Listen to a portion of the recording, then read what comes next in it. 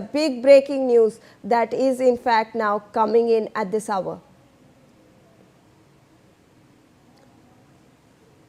All right, so let's break that down for our viewers. Remember that the biggest, in fact, demand of the students for this protest was the resignation of Union Education Minister Dharmendra Pradhan, and we are now getting information that he has in fact submitted his resignation. So this is the latest that we are in fact getting for you, and let's in fact get that out for our viewers. We are in fact trying to get in that resignation letter that has in fact been submitted over there by Dharmendra Pradhan, and let's in fact read that out for our viewers and get you the latest that we are in fact getting for you. So let's get that letter of resignation of Dharmendra Pradhan. So this is in fact written in Hindi by Dharmendra Pradhan, and he has in fact addressed it to the youth of the country. So he said, मेरे युवा साथियों, मैं पिछले 4 दशकों से अधिक समय से छात्र, शिक्षक और शिक्षा सुधार के लिए समर्पित रहा हूँ. So he is mentioning that over the past 4 decades he has been working for the students, towards educationalists and also education, and he is saying that he has been committed towards this field, and he is saying that he will in fact, and he said that मैं देश के युवाओं की आकांक्षाओं, भावनाओं और उनकी अपेक्षाओं का गहरा सम्मान करता हूँ. So he is like we are in fact, he respects the youth's aspirations, he respects the sentiments of the youth, and hence he is in fact also mentioning in this letter that Bharat की युवा पीढ़ी के सपनों को साकार करना हम सभी के राजनीतिक एवं सामाजिक जीवन का नैतिक संकल्प रहा है. So he is saying that we are working towards the future of the youth of the country, and he is saying that there is a whole of government approach that they are trying to make sure. He has said that on 3rd May 2026, when the NEET UG examination actually took place, we came to know about these irregularities that came to the fore, and the Indian government actually took action regarding this. We did a CBI inquiry into this as well.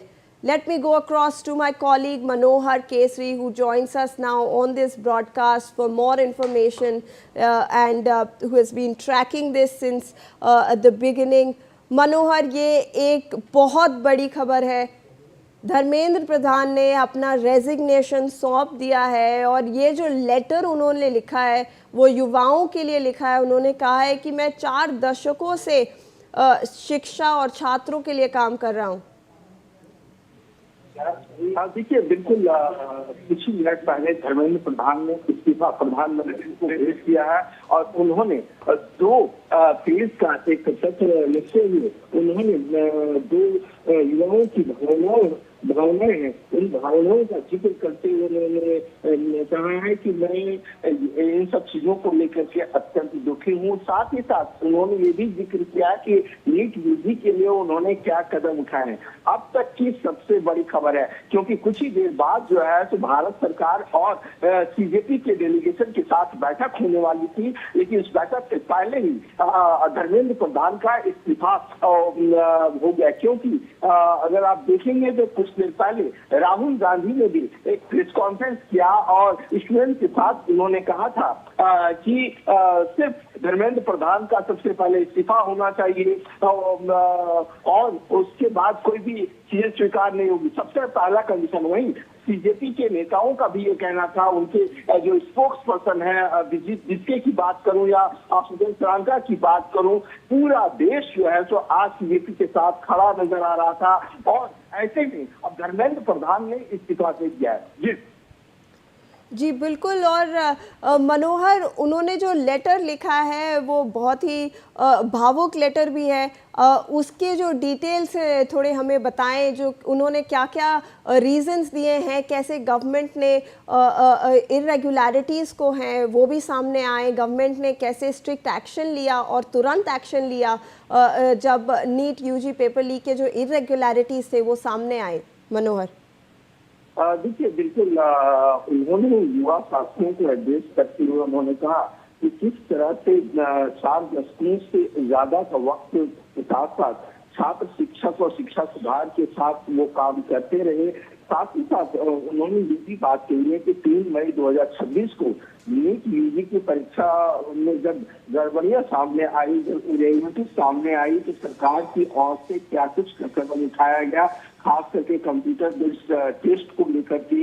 इसके अलावा उन्होंने इस अपने भावुक पत्र में जिक्र करते हुए कहा है कि मैं देश के युवाओं की आकांक्षाओं, भावनाओं और उनकी न्यायोचित अपेक्षाओं का गहरा सम्मान करता हूं। भारत की युवा पीढ़ी के सपनों को साकार करना हम सभी राजनीतिक एवं सामाजिक जीवन का नैतिक संकल्प है।